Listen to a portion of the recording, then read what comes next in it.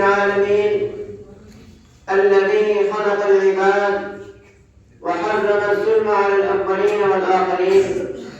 والصلاة والسلام على نبينا الكريم الذي بعث رحمة للعالمين وقال: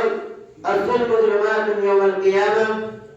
وعلى آله الأطهار الأوفياء وأصحابه النجباء النبلاء. أما بعد، فأعوذ بالله من الشيطان الرجيم. بسم الله الرحمن الرحيم.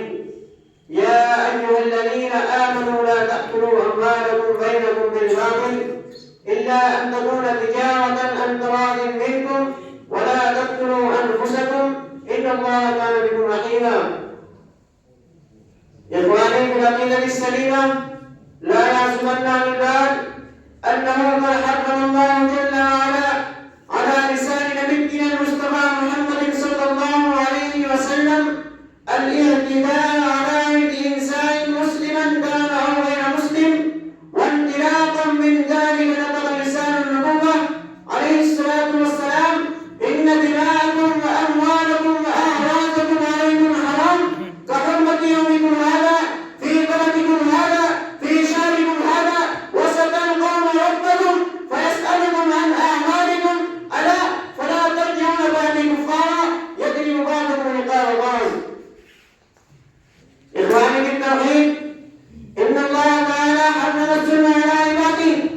لأن الظلم ظلمات يوم القيامة، ونهى عن أكل أموال الغير بدون أمر مشروع، كما قال الله تعالى في كتاب حكيم: يا أيها الذين آمنوا لا تأكلوا أموالكم بينكم بالباطل إلا أن تكون تجارة عن تراض منكم ولا تقتلوا أنفسكم إن الله كان بكم رحيما. أيها الإخوة، فانظروا في هذا الحديث النبوي وتفكروا فيه، وفي أنه كيف عانى النبي صلى الله عليه وسلم عن حرمة دماء المسلمين وعن حرمة أموالهم وأعراضهم وممتلكاتهم، وجعل حرمة هذه الأمور كحرمة الشهر الحرام في البلد الحرام كحرمة البلد الحرام في اليوم الحرام كحرمة اليوم الحرام، ألا وهو يوم الحج الأكبر الذي قام فيه النبي صلى الله عليه وسلم على راحلته يوم عرفة، اليوم الذي يقتسم بأن الصيام فيه يكفر ذنوب عامين كاملين وينجي الصائم كما ينجي الثوب الأبيض من الأوساخ. ألا تعلمون عباد الله أن الرسول صلى الله عليه وسلم قال لمن سأله: أرأيت يا رسول الله إن قتلت في سبيل الله يتكفر عني خطاياي؟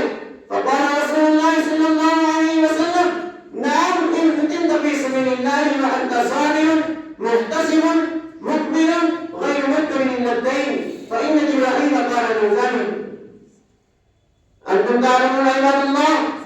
الحديث الذي رواه مسلم في صحيح والذي يذكر عقوبة الذنب والجور على أموال المسلم: إن الخطايا والسيئات تدعو على الظالم الذي كان قد ضرب على أموال المسلم وهكذا عيدا. وقد بين النبي صلى الله عليه وسلم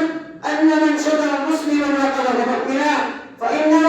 كمن سفك دمه أو ضرب عنقه أو أكل ماله، وهذا من المنبرات والظلم حرام، ومن جار وسلم فقد أسى قلبه تبارك وتعالى، ومن أسى قلبه فقد هداه واستحق العقاب. فيا إخواني، توبوا إليه في ساعتكم هذه وأنيبوا إلى الرحمن